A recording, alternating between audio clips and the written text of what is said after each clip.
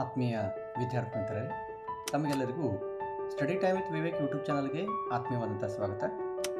ಮತ್ತು ವಿದ್ಯಾರ್ಥಿಗಳೇ, ಇವತ್ತಿನ ನಮ್ಮ ಈ ವಿಡಿಯೋದಲ್ಲಿ ನಾವು ಕರ್ನಾಟಕ ಶಾಲಾ ಪರೀಕ್ಷೆ ಮತ್ತು ಮೌಲ್ಯ ನಿರ್ಣಯ ಮಂಡಳ ಬೆಂಗಳೂರು ಇವರು ಕೈಗೊಂಡಿರತಕ್ಕಂತಹ SSLC ಪೂರ್ವ ಸಿದ್ಧತಾ ಪರೀಕ್ಷೆ 2 ವಿಜ್ಞಾನ ವಿಷಯದ ಮಾದರಿ ಉತ್ತರಗಳನ್ನು ನೋಡೋಣ. ಮತ್ತು ವಿದ್ಯಾರ್ಥಿಗಳೇ, ಈ ಒಂದು ವಿಡಿಯೋವನ್ನು ಆರಂಭ ಮಾಡೋದಕ್ಕಿಂತ ಪೂರ್ವದಲ್ಲಿ ನಾವು ನಮ್ಮ ಚಾನಲ್ನಲ್ಲಿ ಒಂದು ವಿಜ್ಞಾನ ಪಾಸಿಂಗ್ ಸರಣಿ ಅನ್ನುವಂತಹ ಒಂದು ಸರಣಿಯನ್ನು ಆರಂಭ ಮಾಡಿದ್ವಿ. ಪ್ರತಿಯೊಂದು ವಿಜ್ಞಾನ ಪಾಸಿಂಗ್ ಸರಣಿಯ ಹಂತದಲ್ಲಿ ನಾವು ಪ್ರತಿ ಪಾಠದಲ್ಲಿ ಬರ್ತಕ್ಕಂತಹ ಅತಿ ಮುಖ್ಯವಾಗಿರ್ತಕ್ಕಂಥ ಪ್ರಶ್ನೆಗಳು ಮತ್ತು ಅವುಗಳಿಗೆ ಯಾವ ರೀತಿಯಾಗಿ ಸರಳವಾಗಿ ಉತ್ತರಿಸಬಹುದು ಅನ್ನೋದ್ರ ಬಗ್ಗೆ ನಾವು ಈ ಒಂದು ಚಾನಲ್ನಲ್ಲಿ ನಿರಂತರವಾಗಿ 7 ವಿಜ್ಞಾನ ಪಾಸಿಂಗ್ ಸರಣಿಗಳನ್ನು ಮಾಡಿದ್ದೀವಿ. ಅಂದ್ರೆ ವಿಜ್ಞಾನ ವಿಷಯದ 7 ಪಾಠಗಳನ್ನು ಈ ಪಾಸಿಂಗ್ ಸರಣಿಯ ರೂಪದಲ್ಲಿ ಪ್ರತಿ ಪಾಠದಲ್ಲಿ ಸುಮಾರು 15ರಿಂದ 20 ಪ್ರಶ್ನೆಗಳನ್ನು ನೀಡಿ ಅವುಗಳಿಗೆ ಅತಿ ಸರಳವಾಗಿ ಯಾವ ರೀತಿ ಉತ್ತರಿಸಬಹುದು ಅನ್ನೋದ್ರ ಬಗ್ಗೆ ನಾವು ಈಗಾಗಲೇ ವಿಡಿಯೋನ ಈ ಒಂದು ಚಾನಲ್ನಲ್ಲಿ ಮಾಡಿದ್ದೀವಿ. ತುಂಬ ಸಂತೋಷದ ವಿಷಯ ಏನಂತಂದರೆ, ಈ ಮಾದರಿ ಪ್ರಶ್ನೆ ಪತ್ರಿಕೆ 2ರಲ್ಲಿ ನಾವು ಮಾಡಿರ್ತಕ್ಕಂತಹ ಆ ಪಾಸಿಂಗ್ ಸರಣಿಯ ಬಹಳಷ್ಟು ಪ್ರಶ್ನೆಗಳು ಈ ಒಂದು SLC ಪೂರ್ವ ಸಿದ್ಧತಾ ಪರೀಕ್ಷೆ 2ರಲ್ಲಿ ಅದೇ ಪ್ರಶ್ನೆಗಳನ್ನು ಕೇಳಲಾಗಿದೆ. ಬಹಳಷ್ಟು ಜನ ವಿದ್ಯಾರ್ಥಿಗಳು ನನಗೆ ಕಾಲ್ ಮಾಡಿ ಮತ್ತು ಮೆಸೇಜ್ ಮಾಡಿ ಈ ಒಂದು ಪಾಸಿಂಗ್ ಸರಣಿ ತುಂಬ ಉತ್ತಮವಾಗಿದೆ ಅನ್ನುವಂತಹ ವಿಷಯವನ್ನು ತಿಳಿಸಿದಾಗ ನನಗೆ ಬಹಳಷ್ಟು ಸಂತೋಷ ಆಯಿತು. ಸೊ ಈ ಒಂದು ಪೂರ್ವ ಸಿದ್ಧತಾ ಪರೀಕ್ಷೆಯ ಏನು ಬಿಡಿಸ್ತಾ ಇದ್ದೀವಿ ಅಥವಾ ಅದನ್ನು ಏನು ಉತ್ತರಗಳನ್ನು ನೋಡ್ತಾ ಹೋಗ್ತೀವಿ, ನಾನು ನಿಮಗೆ ಆ ಒಂದು ಸಂದರ್ಭದಲ್ಲಿ ನಮ್ಮ ಪಾಸಿಂಗ್ ಸರಣಿಯ ಏನಿದೆ ಪ್ರತಿಯೊಂದು ಪಾಠದ್ದು ಯಾವ್ಯಾವ ಪ್ರಶ್ನೆಗಳನ್ನು ನಾವು ಆ ಒಂದು ಸರಣಿಯಲ್ಲಿ ಕೇಳಿದ್ದೀವಿ ಅನ್ನೋದನ್ನು ನಾನು ಪ್ರತಿಯೊಂದು ಪ್ರಶ್ನೆಗೆ ಬಂದಂಥ ಸಂದರ್ಭದಲ್ಲಿ ನಾನು ಹೇಳ್ತಾ ಹೋಗ್ತೀನಿ.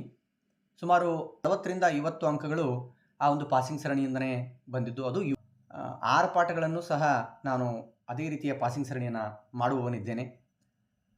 ನಿಮಗೆ ಅದು ಅನುಕೂಲ ಆಗುತ್ತೆ. ನೀವು ಆ ಪಾಸಿಂಗ್ ಸರಣಿಯ ಲಿಂಕ್ಗಳನ್ನು ನಾನು ಈ ಒಂದು ವಿಡಿಯೋದ ಡಿಸ್ಕ್ರಿಪ್ಷನ್ ಬಾಕ್ಸ್ನಲ್ಲಿ ಹಾಕಿರ್ತೀನಿ, ನೀವು ಅದನ್ನು ಉಪಯೋಗಿಸ್ಕೊಳ್ಬೋದು ಅಂತ ಹೇಳ್ತಾ ಸೊ ವಿಡಿಯೋನ ಆರಂಭ ಮಾಡ್ತಾ ಇದ್ದೀನಿ. ಸೊ ಇಲ್ಲಿ ತಾವು ಗಮನಿಸ್ತಾ ಇದ್ದೀರಿ, ಭೌತ ವಿಜ್ಞಾನದ ವಿಭಾಗ. ಮೊದಲೇ ಮುಖ್ಯ ಪ್ರಶ್ನೆ ಬಹು ಆಯ್ಕೆಯ ಪ್ರಶ್ನೆಗಳು. ಮೊದಲೇ ಪ್ರಶ್ನೆ ರೋಧಶೀಲತೆಯ SI ಏಕಮಾನವು ಅನ್ನುವಂಥ ಇದೆ. ಆಯ್ಕೆಗಳು ಓಮ್ ಮೀಟರ್, ಕೂಲಮ್, ವೋಲ್ಟ್, ಜೂಲ್. ಸೊ ಇಲ್ಲಿ ಸರಿಯಾದ ಆಯ್ಕೆ ಓಮ್ ಮೀಟರ್. ಇದನ್ನು ಸಹ ನಮ್ಮ ವಿದ್ಯುತ್ ಶಕ್ತಿ ಪಾಠದ ಪಾಸಿಂಗ್ ಸರಣಿಯ ಏನು ವಿಡಿಯೋ ಇದೆ ಅದರಲ್ಲಿ ಈ ಒಂದು ಪ್ರಶ್ನೆಯನ್ನು ಕೇಳಲಾಗಿತ್ತು. ಸೊ ಮುಂದಿನ ಒಂದು ಪ್ರಶ್ನೆ ಮಸೂರದ ಪ್ರಧಾನ ಸಂಗಮ ಮತ್ತು ದೃಕ್ ಕೇಂದ್ರಗಳ ನಡುವಿನ ದೂರವು ಅಂತ ಇದೆ. ಸೊ ಇದನ್ನು ಸಹ ನಮ್ಮ ವಿಜ್ಞಾನ ಪಾಸಿಂಗ್ ಸರಣಿ ಬೆಳಕು ಪ್ರತಿಫಲನ ವಕ್ರೀಭವನ ಪಾಠದಲ್ಲಿ ಇದೇ ಒಂದು ಅಂಶವನ್ನು ನೀಡಲಾಗಿತ್ತು. ಆ ಅಂಶದಲ್ಲಿ ಏನಿತ್ತು ಅಂತಂದರೆ ಸಂಗಮ ದೂರವನ್ನು ವ್ಯಾಖ್ಯಾನಿಸಿ ಅಂತ ಇತ್ತು, ಅಥವಾ ಕೆಳಗಿನವುಗಳನ್ನು ವ್ಯಾಖ್ಯಾನಿಸಿ ಅಂತ ಇತ್ತು. ಅದರಲ್ಲಿ ಸಂಗಮ ದೂರ ಎಂದರೆ ಮಸೂರದ ಪ್ರಧಾನ ಸಂಗಮ ಮತ್ತು ದೃಕ್ ಕೇಂದ್ರಗಳ ನಡುವಿನ ದೂರ ಅಂತ ಇದೆ. ಸೊ ಇದು ಸಹ ನಮ್ಮ ಪಾಸಿಂಗ್ ಸರಣಿಯಲ್ಲಿ ಬಂದಿತ್ತು ಪ್ರಶ್ನೆ, ಅದನ್ನು ಕವರ್ ಮಾಡಲಾಗಿದೆ.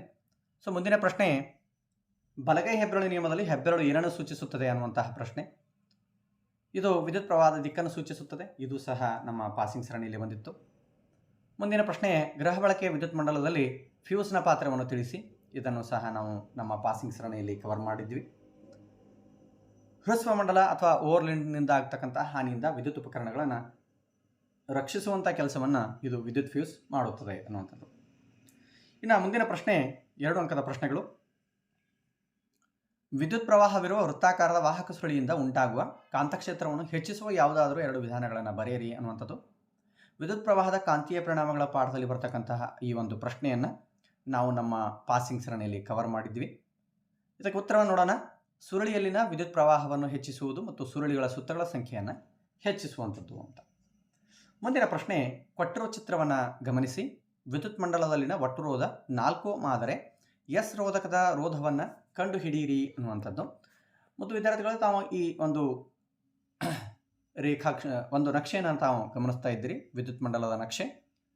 ಇಲ್ಲಿ ತಾವು ಗಮನಿಸಬಹುದು, ಇಲ್ಲಿ ವಿದ್ಯುತ್ ಪ್ರವಾಹದ ದಿಕ್ಕು ಈ ಕಡೆಯಿಂದ ಈ ಕಡೆ ಚಲಿಸ್ತಾ ಇದೆ. ಈ ಬಿಂದುವಿಗೆ ಬಂದ ನಂತರ ವಿದ್ಯುತ್ ಪ್ರವಾಹ ವಿಭಜಿಸಲ್ಪಡುತ್ತದೆ. ವಿಭಜಿಸಿದ ನಂತರ ವಿದ್ಯುತ್ ಪ್ರವಾಹ ವಿಭಜಿಸಿತು ಅಂತಂದ್ರೆ ಇಲ್ಲಿ ಈ 6 ಓಮ್ ಮತ್ತು 3 ಓಮ್ ಏನು ರೋಧಕಗಳಿವೆ ಇವು ಪರಸ್ಪರ ಸಮಾಂತರವಾಗಿವೆ ಅನ್ನುವಂಥದ್ದನ್ನು ನಾವಿಲ್ಲಿ ಗಮನಿಸಬೇಕು.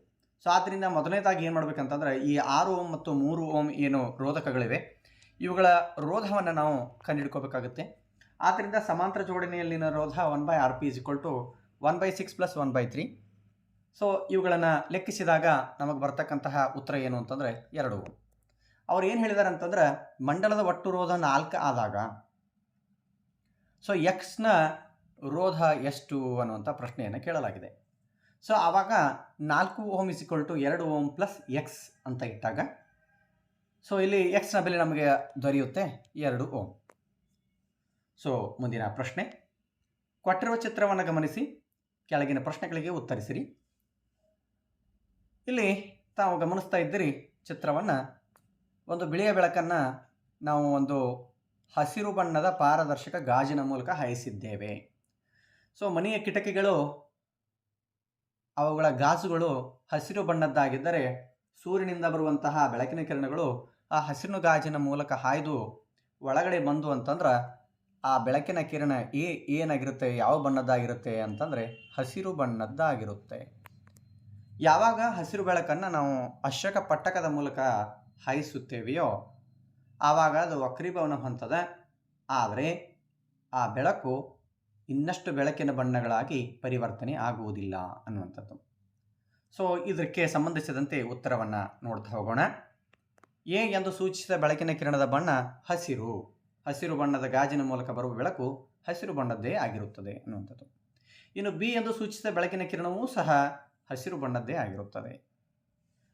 ಇದಕ್ಕೆ ಕಾರಣವನ್ನು ಹುಡುಕ್ತಾ ಹೋದಂತೆ ಏಕವರ್ಣೀಯ ಬೆಳಕು ಪಟ್ಟಕದ ಮೂಲಕ ಹಾದು ಹೋದಾಗ ವಕ್ರೀಭವನಗೊಳ್ಳುತ್ತದೆ, ಆದರೆ ವಿಭಜನೆಗೊಳ್ಳುವುದಿಲ್ಲ ಅನ್ನುವಂಥದ್ದು. ಸೊ ನ್ಯೂಟನ್ರವರು ತಮ್ಮ ಬೆಳಕಿನ ಪ್ರಯೋಗದಲ್ಲಿ ಇದನ್ನೇ ಸಾಬೀತು ಮಾಡಿ ತೋರಿಸಿರ್ತಕ್ಕಂಥದ್ದು. ಒಂದು ಬಿಳಿಯ ಬೆಳಕನ್ನು ಅಶ್ರಕದ ಮೂಲಕ ಹಾಯಿಸಿದಾಗ ಅದು 7 ಬಣ್ಣಗಳಾಗಿ ಪರಿವರ್ತನೆ ಆಗುತ್ತದೆ. ಆ 7 ಬಣ್ಣಗಳಲ್ಲಿ ಯಾವುದಾದ್ರೂ ಬಣ್ಣದ ಬೆಳಕನ್ನು ನಾವು ಇನ್ನೊಂದು ಅಶ್ರಕದ ಮೂಲಕ ಹಾಯಿಸಿದಾಗ ಅದು ಯಾವುದೇ ಬಣ್ಣಗಳನ್ನು ನೀಡುವುದಿಲ್ಲ. ಇದನ್ನು ಆಧರಿಸಿ ನ್ಯೂಟನ್ರವರು ನಮಗೇನು ಹೇಳಿದರು ಅಂತಂದರೆ ಬಿಳಿಯ ಬೆಳಕಿನಲ್ಲಿ 7 ಬಣ್ಣಗಳಿವೆ ಹೊರತು ಪ್ರತಿ ಬಣ್ಣದಲ್ಲಿಯೂ ಮತ್ತಷ್ಟು ಬಣ್ಣಗಳು ಇರುವುದಿಲ್ಲ ಅನ್ನೋದನ್ನು ಅವರು ಸಾಬೀತು ಮಾಡಿ ತೋರಿಸಿರ್ತಕ್ಕಂಥದ್ದು. ಸೊ ಮುದ್ದುಮಕ್ಕಳೇ, ಇನ್ನು ಮುಂದಿನ ಪ್ರಶ್ನೆಯನ್ನು ನೋಡೋಣ. 3 ಅಂಕದ 3 ಪ್ರಶ್ನೆಗಳು. ಒಂದು ವಸ್ತುವನ್ನು ಪೀನ ಮಸೂರದ ಪ್ರಧಾನ ಸಂಗಮ F1ನಲ್ಲಿ ಇಟ್ಟಾಗ ಉಂಟಾಗುವ ಪ್ರತಿಬಿಂಬ ರೇಖಾಚಿತ್ರವನ್ನು ಬರೆಯಿರಿ. ಪ್ರತಿಬಿಂಬದ ಸ್ಥಾನ ಮತ್ತು ಗಾತ್ರವನ್ನು ತಿಳಿಸಿ ಅನ್ನುವಂಥದ್ದು.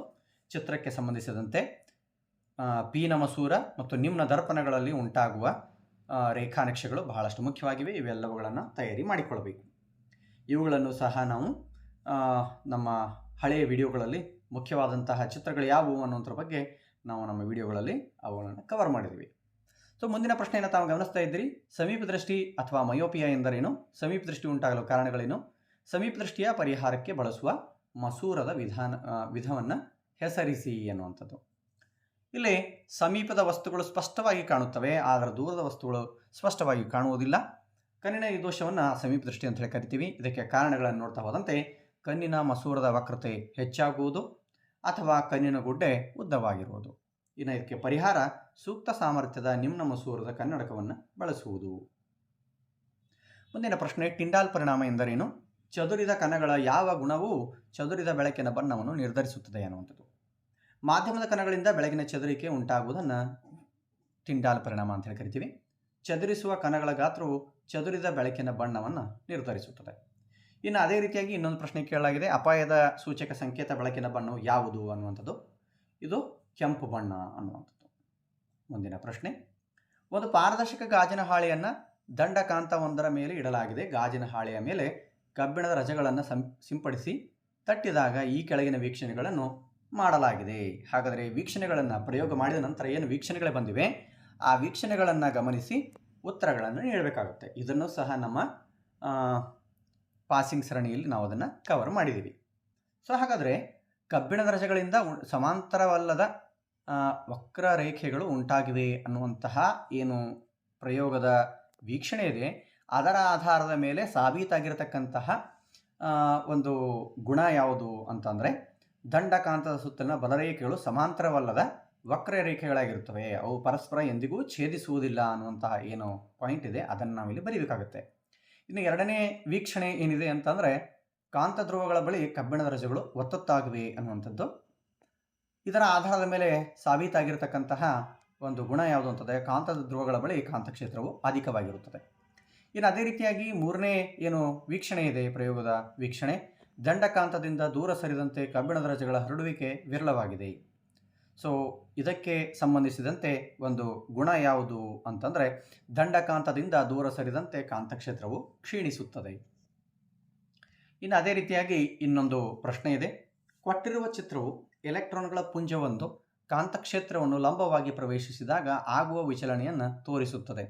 ಎಲೆಕ್ಟ್ರಾನ್ನ ಪುಂಜವು ಹಾಳೆಯ ಮೇಲ್ಮೈಯಿಂದ ಹೊರಕ್ಕೆ ವಿಚಲನೆಗೊಂಡರೆ ಎ ಎಂದು ಸೂಚಿಸಿರುವ ಕಾಂತದ ಧ್ರುವವನ್ನು ಗುರುತಿಸಿ ಈ ಊಹೆ ಮಾಡಲು ಸಹಾಯಕವಾದ ನಿಯಮವನ್ನು ನಿರೂಪಿಸಿ ಅನ್ನುವಂಥದ್ದು. ಸೊ ತಾವು ಇಲ್ಲಿ ಗಮನಿಸ್ತಾ ಇದ್ದೀರಿ, ಇಲ್ಲಿ ಇಲೆಕ್ಟ್ರಾನ್ ಪುಂಜದ ದಿಕ್ಕು ಏನಿದೆ ಅದು ಎಡಕ್ಕಿನಿಂದ ಬಲಗಡೆ ಇದೆ. ಯಾವಾಗ ಇಲೆಕ್ಟ್ರಾನ್ಗಳು ಎಡಗಡೆಯಿಂದ ಬಲಗಡೆ ಚಲಿಸುತ್ತವೆ ಆವಾಗ ವಿದ್ಯುತ್ ಪ್ರವಾಹದ ದಿಕ್ಕು ಅದಕ್ಕೆ ವಿರುದ್ಧವಾಗಿರುತ್ತದೆ. ತಾವು ಇಲ್ಲಿ ನನ್ನ ನಕ್ಷೆಯಲ್ಲಿ ಗಮನಿಸ್ತಾ ಇದ್ದೀರಿ. ಇನ್ನು ಯಾವಾಗ ವಿದ್ಯುತ್ ಪ್ರವಾಹ ಇಲೆಕ್ಟ್ರಾನ್ ಪುಂಜದ ವಿರುದ್ಧ ದಿಕ್ಕಿನಲ್ಲಿ ಚಲಿಸುತ್ತದೆ, ಅವರು ನೀಡಿರ್ತಕ್ಕಂತಹ ಅಂಶವನ್ನು ಗಮನಿಸಿದಾಗ ಇಲೆಕ್ಟ್ರಾನ್ ಪುಂಜವು ಹಾಳೆಯ ಮೇಲ್ಮೈಯಿಂದ ಹೊರಕ್ಕೆ ವಿಚಲನೆಗೊಂಡರೆ ಅಂತ ನೀಡಲಾಗಿದೆ. ಅಂದರೆ ಇಲೆಕ್ಟ್ರಾನ್ ಪುಂಜಗಳು ಆ ಹಾಳೆಯಿಂದ ಹೊರಗಡೆ ಬಂದಂತೆ ಭಾಸವಾದಾಗ ಅದರ ದಿಕ್ಕನ್ನು ನಾನು ಇಲ್ಲಿ ತೋರಿಸ್ತಾ ಇದ್ದೀನಿ.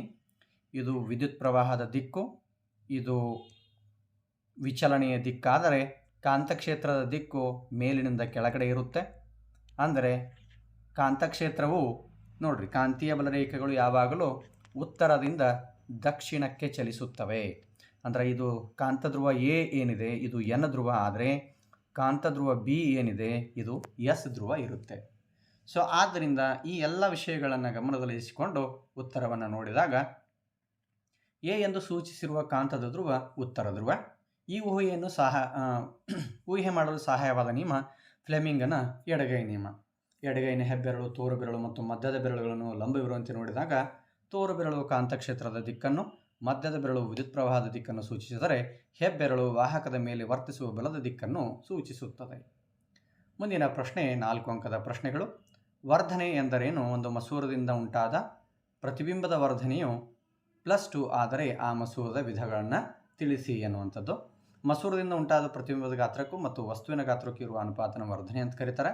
ವರ್ಧನೆಯ ಮೌಲ್ಯ ಧನಾತ್ಮಕ ಆಗಿರುವುದರಿಂದ ಇದು ಪಿನ ಮಸೂರವಾಗಿದೆ. ಮುಂದಿನ ಪ್ರಶ್ನೆ, ಎ ಮಾಧ್ಯಮದ ವಕ್ರೀಭವನ ಸೂಚ್ಯಂಕವು ಬಿ ಮಾಧ್ಯಮದಕ್ಕಿಂತ ಕಡಿಮೆಯಾಗಿದೆ. ಈ ಎರಡೂ ಮಾಧ್ಯಮಗಳಲ್ಲಿ ಯಾವುದು ದೃಕ್ ಸಾಂದ್ರವಾಗಿದೆ? ಯಾವ ಮಾಧ್ಯಮದಲ್ಲಿ ಬೆಳಕಿನ ವೇಗವು ಹೆಚ್ಚಾಗಿದೆ ಅನ್ನುವಂಥ ಪ್ರಶ್ನೆ ಕೇಳಲಾಗಿದೆ. ಮಾಧ್ಯಮ ಬಿಯು ಹೆಚ್ಚು ದೃಕ್ ಸಾಂದ್ರವಾಗಿದೆ, ಮಾಧ್ಯಮ ಎನಲ್ಲಿ ಬೆಳಕಿನ ವೇಗ ಹೆಚ್ಚಾಗಿರುತ್ತದೆ. ಇನ್ನು ಬೆಳಕಿನ ಪ್ರತಿಫಲನದ 2 ನಿಯಮಗಳನ್ನು ತಿಳಿಸಿ. ಇದನ್ನು ನಾವು ನಮ್ಮ ಪಾಸಿಂಗ್ ಸರಣಿಯಲ್ಲಿ ಕವರ್ ಮಾಡಿದ್ದೀವಿ. ಪತನ ಕಿರಣ, ಪ್ರತಿಫಲನ ಕಿರಣ ಮತ್ತು ಪತನ ಬಿಂದುವಿನಲ್ಲಿ ಎಳೆದ ಲಂಬ ಇವು 3 ಒಂದೇ ಸಮತಲದಲ್ಲಿ ಇರುತ್ತವೆ. ಇನ್ನು ಪತನ ಕೋನ ಮತ್ತು ಪ್ರತಿಫಲನ ಕೋನಗಳು ಸಮವಾಗಿರುತ್ತವೆ. ಇವೆರಡು ಪ್ರತಿಫಲನದ ನಿಯಮಗಳು. ಇನ್ನು ನಿಮ್ನ ದರ್ಪಣ ಮತ್ತು ಪೀಣ ದರ್ಪಣ ನಡುವಣ ಯಾವುದಾದ್ರೂ 2 ವ್ಯತ್ಯಾಸಗಳನ್ನು ಬರೆಯಿರಿ. ಇದನ್ನು ಸಹ ನಮ್ಮ ಪಾಸಿಂಗ್ ಸರಣಿಯಲ್ಲಿ ನಾವು ಕವರ್ ಮಾಡಿದ್ದೀವಿ. ನಿಮ್ನ ದರ್ಪಣ ಅಂತಕ್ಕಂಥದ್ದು ಪ್ರತಿಫಲಿಸುವ ಮೇಲ್ಮೈ ತಗ್ಗಾಗಿರುತ್ತದೆ, ಪೀಣ ದರ್ಪಣ ಅಂತಕ್ಕಂಥದ್ದು ಪ್ರತಿಫಲಿಸುವ ಮೇಲ್ಮೈ ಉಬ್ಬಾಗಿರುತ್ತದೆ. ನಿಮ್ನ ದರ್ಪಣ ವಸ್ತುವಿನ ಸ್ಥಾನಕ್ಕೆ ಅನುಗುಣವಾಗಿ ಪ್ರತಿಬಿಂಬದ ಗಾತ್ರ ಮತ್ತು ಸ್ವಭಾವ ಬದಲಾಗುತ್ತದೆ. ಪೀಣ ದರ್ಪಣ ಯಾವಾಗಲೂ ಮಿಥ್ಯ ಮತ್ತು ಚಿಕ್ಕದಾದ ಪ್ರತಿಬಿಂಬ ಉಂಟಾಗುತ್ತದೆ. ಮುಂದಿನ ಪ್ರಶ್ನೆ, ಓಮ್ನ ನಿಯಮವನ್ನು ನಿರೂಪಿಸಿ. ವಾಹಕದ ರೋಧವು ಅವಲಂಬಿಸಿರುವ ಅಂಶಗಳನ್ನು ಪಟ್ಟಿ ಮಾಡಿ. ಇದನ್ನು ನಾವು ನಮ್ಮ ಪಾಸಿಂಗ್ ಸರಣಿಯಲ್ಲಿ ಕವರ್ ಮಾಡಿದ್ದೀವಿ. ಓಮ್ನ ನಿಯಮ ಸ್ಥಿರವ ತಾಪದಲ್ಲಿ ವಿದ್ಯುತ್ ಮಂಡಲದ ಲೋಹದ ತಂತಿಗಳ ನಡುವಿನ ವಿಭವಾಂತರ ವಿಯು ಅದರ ಮೂಲಕ ಹರಿಯುವ ವಿದ್ಯುತ್ ಪ್ರವಾಹಕ್ಕೆ ನೇರ ಅನುಪಾತದಲ್ಲಿರುತ್ತದೆ. ವಾಹಕದ ರೋಧವು ಅವಲಂಬಿಸಿರುವ ಅಂಶಗಳು ವಾಹಕದ ಉದ್ದ, ಅದರ ಅಡ್ಡಕೊಯ್ತ, ವಾಹಕದ ತಾಪ ಮತ್ತು ವಾಹಕವಾಗಿ ಬಳಸುವ ವಸ್ತುವಿನ ಪ್ರಾಕೃತಿಕ ಗುಣ. ಮುಂದಿನ ಒಂದು ಪ್ರಶ್ನೆ, ಒಂದು ವಾಹಕ ತಂತಿಯ 2 ಬಿಂದುಗಳ ನಡುವಿನ ವಿಭವಾಂತರ 1 ವೋಲ್ಟ್. ಈ ಹೇಳಿಕೆಯ ಅರ್ಥವೇನು? ಇದನ್ನು ಸಹ ನಮ್ಮ ಪಾಸಿಂಗ್ ಸರಣಿಯಲ್ಲಿ ನಾವು ಕವರ್ ಮಾಡಿದ್ವಿ. ಒಂದು ಕೂಲಂ ವಿದ್ಯುದಾವೇಶವನ್ನು ಒಂದು ಬಿಂದುವಿನಿಂದ ಇನ್ನೊಂದು ಬಿಂದುವಿಗೆ ತರಲು ನಡೆದ ಕೆಲಸ 1 ವೋಲ್ಟ್ ಅನ್ನುವಂಥದ್ದನ್ನು ನಾವು ನೋಡಿದ್ದೀವಿ. ಸೊ ಮುದ್ದು ವಿದ್ಯಾರ್ಥಿಗಳೇ, ಇಲ್ಲಿಯವರೆಗೆ ನಾವು ಈ ರಾಜ್ಯಮಟ್ಟದ ಪೂರ್ವ ಸಿದ್ಧತಾ ಪರೀಕ್ಷೆ 2 ವಿಜ್ಞಾನ ವಿಷಯದ ಭೌತ ವಿಜ್ಞಾನ ವಿಭಾಗದ ಪ್ರಶ್ನೆಗಳು ಮತ್ತು ಅವುಗಳಿಗೆ ಉತ್ತರಗಳನ್ನು ನೋಡಿದ್ವಿ. ಇನ್ನು ಮುಂದಿನ ವಿಡಿಯೋದಲ್ಲಿ ನಾವು ರಸಾಯನಶಾಸ್ತ್ರ ವಿಭಾಗದ ಪ್ರಶ್ನೆಗಳು ಯಾವ್ಯಾವ ಬಂದಿವೆ, ಅವುಗಳಿಗೆ ಯಾವ್ಯಾವ ರೀತಿ ನಾವು ಉತ್ತರಿಸ್ಬೋದು, ನಮ್ಮ ಪಾಸಿಂಗ್ ಸರಣಿಯಲ್ಲಿ ನಾವು ಯಾವ್ಯಾವ ಪ್ರಶ್ನೆಗಳನ್ನು ಮೊದಲೇ ಆಲ್ರೆಡಿ ಕವರ್ ಮಾಡಿದ್ದೀವಿ ಅನ್ನೋದನ್ನು ಮುಂದಿನ ವಿಡಿಯೋದಲ್ಲಿ ನೋಡೋಣ. ಅಲ್ಲಿವರೆಗೂ ಟೇಕ್ ಕೇರ್, ಬಾಯ್ ಬಾಯ್.